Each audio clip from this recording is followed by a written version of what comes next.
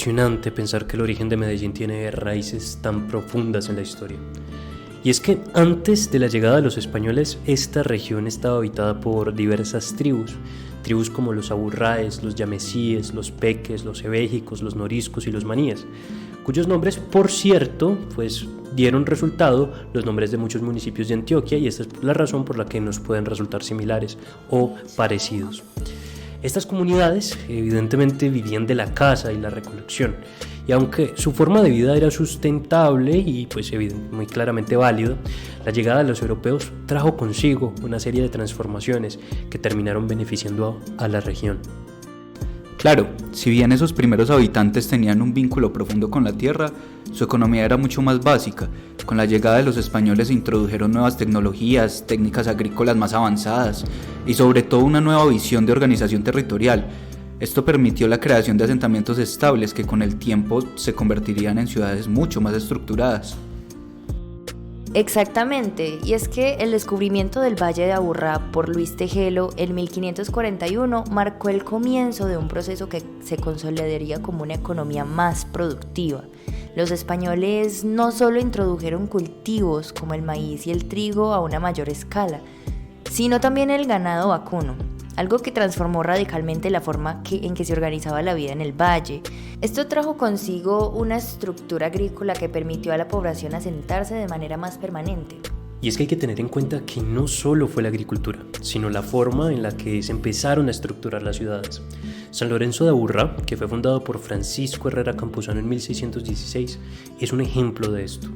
En ese entonces ya se empezaba a delinear las primeras calles y espacios públicos, lo que facilitó el comercio y el intercambio entre habitantes. Estas mejoras no solo contribuyeron al bienestar de los colonos, sino que sentaron las bases de una sociedad mucho más organizada y productiva, una sociedad que luego sería Medellín.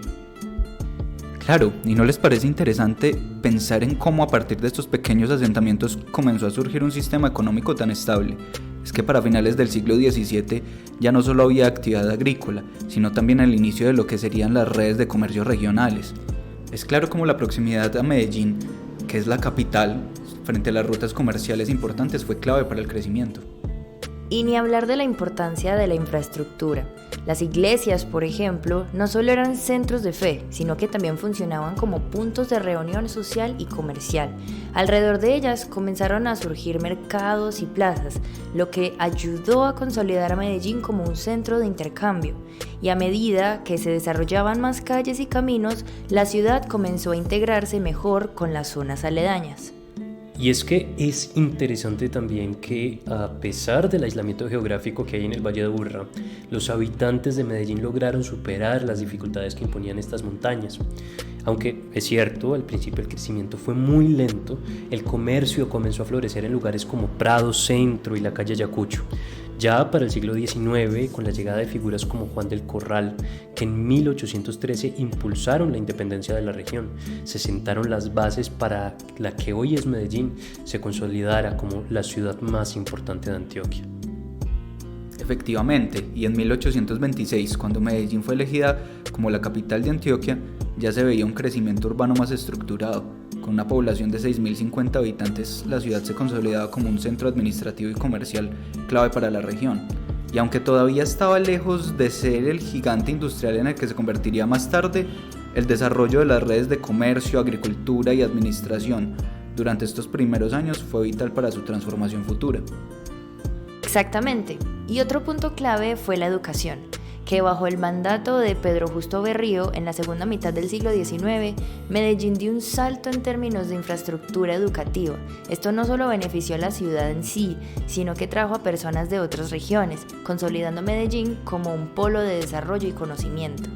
Bueno, y bien como lo dices, hay que entender que eso permitió que el crecimiento fuera más acelerado en el siglo XIX. A pesar de las dificultades geográficas que ya mencionamos, la población creció y con ello también lo hicieron las instituciones y las oportunidades de negocio.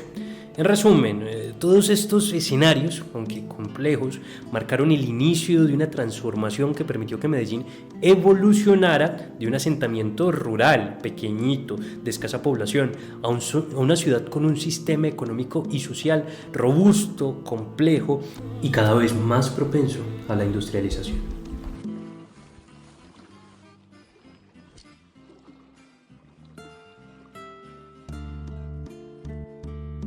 Bueno, entonces es momento de hablar del papel fundamental que tuvo la Quebrada Santa Elena en la fundación de Medellín y, por extensión, de Buenos Aires. Y es que si hay algo que siempre me ha parecido fascinante en la historia de Medellín, ha sido el papel que jugaron sus quebradas, sus riachuelos y su río. Hoy en día pasa casi desapercibida, oculta bajo las calles y los edificios y apenas visible en algunos sectores, pero en su momento fue un eje fundamental para el desarrollo de la ciudad. La Quebrada Santa Elena, que nace en el altiplano oriental, es decir, lo que hoy en día conocemos como Río Negro, tenía un papel vital en la economía y la vida diaria de la ciudad. No solo dividía Medellín de oriente a occidente, también se convirtió en un punto de referencia importante dentro de la ciudad. De alguna manera ayudó a estructurar la ciudad en sus primeros años. Además, sus orillas fueron un espacio clave para el desarrollo de las primeras actividades comerciales. En los años 20, por ejemplo, la gente solía pasar los fines de semana en lo que llamaban la playa, un área a lo largo de la quebrada que se usaba para el ocio y el comercio. Las familias iban allí a descansar y socializar, pero lo más interesante es que ese lugar, que alguna vez fue tan concurrido, luego se convirtió en un problema por la contaminación y los malos olores. Fue incluso necesario cerrar el área y controlar el cauce de las quebradas. Lo cierto es que es irónico como un lugar que fue tan importante para la vida social y económica de la ciudad terminó siendo un problema ambiental. Pero claro, eso también es parte del desarrollo urbano. A medida en que la ciudad crecía, también crecía el problema de los desechos y la contaminación. Y es algo que vemos en muchas ciudades. Los ríos y quebradas, que antes eran vitales para la economía y el comercio, terminan siendo contaminadas y olvidadas. Y lo que me resulta más interesante es cómo la Quebrada Santa Elena se integró en la estructura misma de la ciudad. Hoy en día, por ejemplo, esa antigua playa es una avenida muy importante por la que pasan muchísimas rutas de buses. Las orillas de la quebrada, que alguna vez fueron un espacio de recreación, hoy son parte de la infraestructura vial de Medellín. Lo cierto es que la Quebrada Santa Elena fue más que un simple riachuelo, pues ayudó a organizar el espacio urbano en esos primeros años de desarrollo. En sus márgenes surgieron comercios, talleres, pequeños mercados y gran industria. Era un punto de referencia natural que le permitió a la ciudad encontrar una especie de orden dentro del caos que trae el crecimiento y la explosión demográficas. Lo interesante es que ese crecimiento no fue uniforme ni fácil. A principios del siglo XX, Medellín todavía era una ciudad pequeña en términos de población y economía. La mayoría de la gente vivía en áreas cercanas del centro histórico, como Buenos Aires, Villahermosa y La Candelaria. Sin embargo, la presencia de la Quebrada Santa Elena, al atravesar la ciudad de oriente a occidente, ofreció un acceso natural para nuevas actividades económicas. Las orillas se convirtieron en lugares de interacción social y comercio, algo que marcó el desarrollo posterior del barrio Buenos Aires. Y en ese sentido que mencionas, David, nosotros también tenemos que pensar en cómo esa expansión urbana de la que hablas trajo consigo problemas, como mencionaste específicamente. La contaminación de la quebrada empezó a convertirse en un serio problema a medida que las industrias y los comercios arrojaban sus desechos al agua, así como de hecho el alcantarillado que usaban muchas familias. Lo que antes era un espacio de recreo para estas familias se transformó por desarrollo natural de este espacio urbano en un lugar que tenían que evitar. Eso, sin lugar a duda, también marcó la forma en la que los habitantes del barrio Buenos Aires comenzaron no solo a ver su entorno, sino a habitarlo, presionando a su vez para la construcción de un acueducto que evitara desembocar en la Quebrada de Santa Elena. Buenos Aires fue marcada por este hito tan importante. Y lo que más me llama la atención es cómo ese cambio fue acelerado por la expansión de la infraestructura vial. En cuanto comenzaron a aparecer las primeras rutas comerciales y las conexiones con otros barrios, la quebrada pasó de ser un límite natural a convertirse en un espacio fundamental para el crecimiento de la ciudad como tal. De alguna manera facilitó el flujo de los bienes y de las personas. La quebrada, que en un principio era símbolo de vida y crecimiento, terminó siendo un recordatorio de los retos ambientales que acompañan al desarrollo urbano. Y aunque hoy en día la playa ya no existe en su forma original, la avenida que lleva ese nombre sigue siendo un testigo silencioso de esa época. Es casi poético pensar en cómo una quebrada que atravesó la ciudad durante tanto tiempo ahora fluye en gran parte oculta bajo tierra, como si fuera un reflejo de cómo muchas veces escondemos los problemas sin resolverlos completamente. Es como si la historia de Buenos Aires estuviera escrita en sus aguas. La quebrada Santa Elena fue testigo del nacimiento de la ciudad, del surgimiento de barrios como Buenos Aires, de las transformaciones sociales y económicas que surgen con el crecimiento desmedido. Pero bueno, esta quebrada no fue el único factor que definió el desarrollo del barrio. También hay que hablar de la calle Ayacucho, que fue otro elemento central para la evolución de la ciudad. Hablemos entonces de Ayacucho, nuestra vía del progreso. Y es que Ayacucho, que atraviesa Buenos Aires de oriente hacia occidente y de occidente a oriente, tiene un nombre cuyo mismo ya tiene un peso histórico. Es increíble pensar que esta calle, que ahora vemos como una avenida más, fue alguna vez el epicentro de tantas actividades importantes en Medellín. De hecho, inicialmente se llamaba la calle de la amargura. ¿Sabían eso? Esa calle se llamaba de ese modo porque trasladaban los muertos de la iglesia de Villahermosa hacia el cementerio de San Lorenzo. Pero su nombre cambió, efectivamente, después de las batallas de independencia. Cambió en honor a lo ocurrido en la batalla de Ayacucho, que le dio la independencia a Perú en 1824. Eso le dio un carácter más heroico y menos triste. Es curioso cómo una vía puede tener tantas historias incrustadas. Al principio la calle Ayacucho era solo un camino colonial, pero su ubicación estratégica la convirtió en una vía crucial para la ciudad. Por aquí pasaban los comerciantes, los viajantes y más tarde se levantaron negocios, escuelas y edificios residenciales. Si piensas en ello, Ayacucho es como un microcosmos de la historia de Medellín, siempre en constante transformación. Precisamente, lo que más me impresiona es cómo la calle Ayacucho se transformó con los años. Pasó de ser una simple vía de comunicación a convertirse en una buena parte del comercio y la vida social de la ciudad. Su proximidad al centro histórico, a lugares como la Plaza Mayor y la iglesia de Veracruz, la hizo aún más importante para los habitantes de la época. Con el tiempo empezaron a construirse no solo casas, sino también iglesias y edificios gubernamentales, y más tarde instituciones educativas, todo alrededor de esa calle. Exacto. La expansión de la calle Ayacucho fue un reflejo de cómo Medellín se modernizaba. Se construyeron nuevas casas, nuevos comercios e incluso fábricas.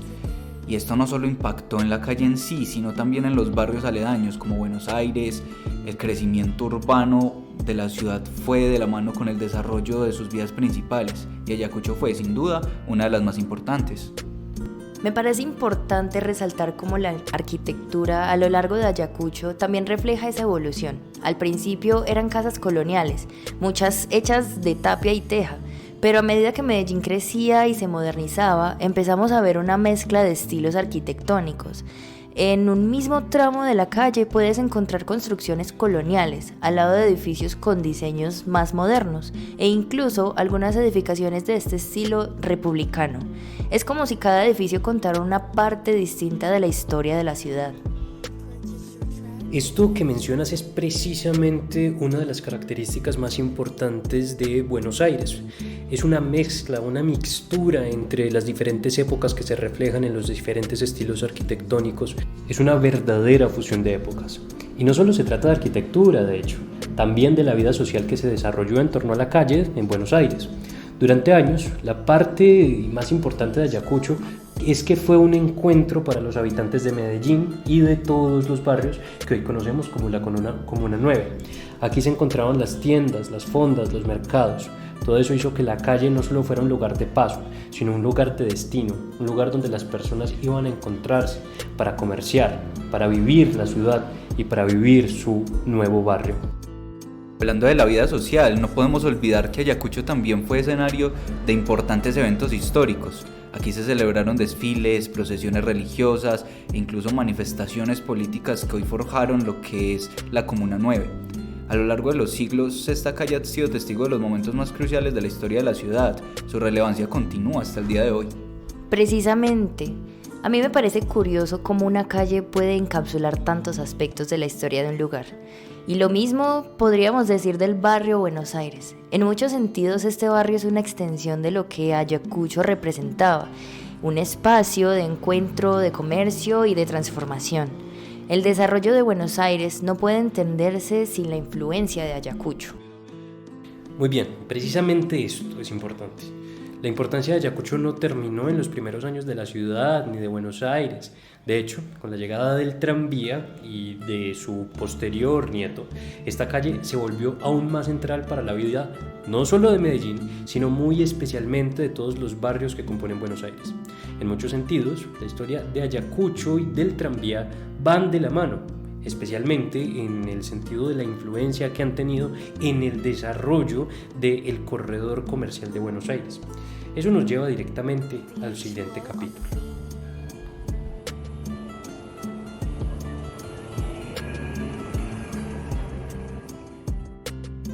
Muy bien, entonces hablemos del tranvía. El tranvía inicia su historia por allá en 1887, como luego veremos. El primer tranvía era de tracción animal, es decir, era jalado por mulas y conectaba la ciudad, aunque con pocas estaciones. Es increíble pensar que este medio de transporte, que hoy consideramos algo casi arcaico, fue una vez la columna vertebral del transporte en la ciudad.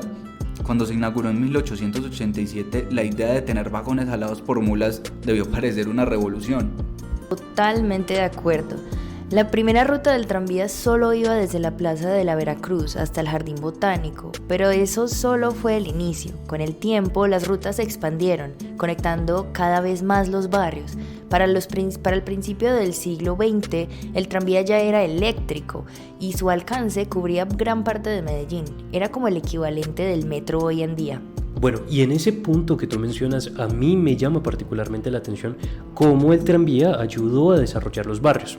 Particularmente Buenos Aires, es un ejemplo en realidad.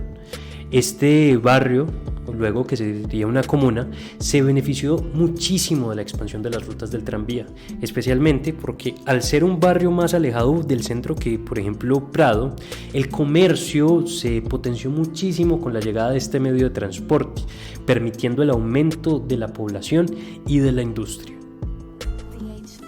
Exacto. El tranvía no solo transportaba personas, también conectaba historias, familias y comercios. Imagina lo que debía significar para una familia en Buenos Aires saber que con solo subirse al tranvía podían llegar a cualquier parte de la ciudad en poco tiempo. Fue un cambio fundamental en la vida de las personas. Y si lo pensamos bien, no solo fue un medio de transporte, sino un motor de desarrollo urbano y económico. Precisamente, y siguiendo con lo que tú dices, a principios del siglo XX, cuando el tranvía se modernizó y pasó a ser eléctrico, su influencia fue aún mayor. Se expandieron nuevas rutas que llegaban a barrios que antes estaban más desconectados, como Buenos Aires, La América y hasta zonas como Río Negro. La ciudad empezó a crecer alrededor de las rutas del tranvía. Podríamos decir que el tranvía ayudó a trazar el mapa de la ciudad moderna. Gracias a él, barrios como Buenos Aires comenzaron a consolidarse. Y si lo piensas, esa consolidación no solo fue física, sino también cultural. El tranvía no solo conectaba barrios y personas. El tranvía en realidad era una conexión entre las ideas y las costumbres de los diferentes migrantes que iban poblando Medellín. La gente de las distintas partes de la ciudad, que también era de distintas partes del país, comenzó a interactuar más entre sí, y eso fue clave para la formación de una identidad unificada en Medellín. Antes, muchas de esas zonas estaban bastante aisladas unas de otras. Las rutas del tranvía también permitieron que los comerciantes pudieran mover sus productos con mayor facilidad. Por ejemplo, los mercados del centro de la ciudad se conectaron con los barrios periféricos, permitiendo que productos frescos y otros bienes llegaran más rápido a zonas como Buenos Aires. Esto también fomentó la apertura de nuevos negocios en las rutas del tranvía, especialmente en la calle Ayacucho. Exactamente, el tranvía impulsó la economía del barrio Buenos Aires. Si te pones a pensar, fue como una arteria vital que alimentaba a los diferentes sectores de la ciudad, y la calle Ayacucho, siendo una de las principales vías del tranvía, se convirtió en un punto de encuentro clave para los negocios. Sin la existencia del tranvía, tal vez Buenos Aires no habría crecido al ritmo que lo hizo. Bueno, la cosa es que al final, en los años 40, producto de las distintas dinámicas económicas, este segundo tranvía eléctrico, empezó a decaer producto de la expansión de las redes de prestación de servicios urbanos de buses. Las formas de transporte eran mucho más flexibles, ya que no dependían de los rieles fijos y podían llegar a más lugares. Para 1951, el último tranvía de Medellín ya había dejado de funcionar. Es cierto. Pero lo curioso es que, aunque este tranvía eléctrico dejó de existir físicamente, su huella en la ciudad es innegable. Hoy en día muchas de las avenidas más importantes de Medellín, como Avenida La Playa, siguen el trazado de las antiguas rutas del tranvía. El hecho de que muchas calles todavía conserven ese espíritu de conexión es un recordatorio de lo que fue el tranvía para la ciudad. Además, aunque el segundo tranvía desapareció, su legado sigue vivo en la memoria colectiva de la ciudad. Hay algo nostálgico en esas viejas fotos de los vagones recorriendo las calles empedradas de Medellín. Muchos de los abuelos de hoy crecieron viajando en tranvía y sus historias nos conectan con un Medellín que ya no existe, pero que sigue presente en nuestra identidad. Bueno, y la verdad es que no es solo eso. Hay que decir también que ese tranvía, ese segundo tranvía, también marcó el ritmo de crecimiento de nuestra ciudad. Esa ciudad que conocemos hoy, con su red de transporte público masivo como el metro y el nuevo tranvía moderno, tiene sus raíces en esa primera red de rieles. La idea de conectar la ciudad, de unir sus barrios, empezó con esos vagones que iban y venían por las calles. Medellín ha sabido mantener viva esa esencia de movilidad e interconexión. Aunque el tranvía de mulas o eléctrico ya no esté, ahora tenemos el metro, el tranvía moderno y las ciclorrutas, pero la idea sigue siendo la misma: conectar a la gente, a los barrios y fomentar el desarrollo de la ciudad.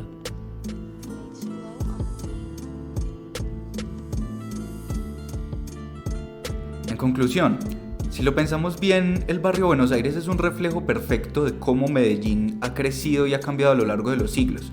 Desde los tiempos de las tribus indígenas, pasando por la llegada de los españoles, la construcción de las primeras iglesias y calles, y la consolidación de la calle Ayacucho como centro comercial y la llegada del tranvía, Buenos Aires ha estado presente en todas las etapas de la historia de la ciudad. Buenos Aires ha acompañado los cambios que ha sufrido Medellín.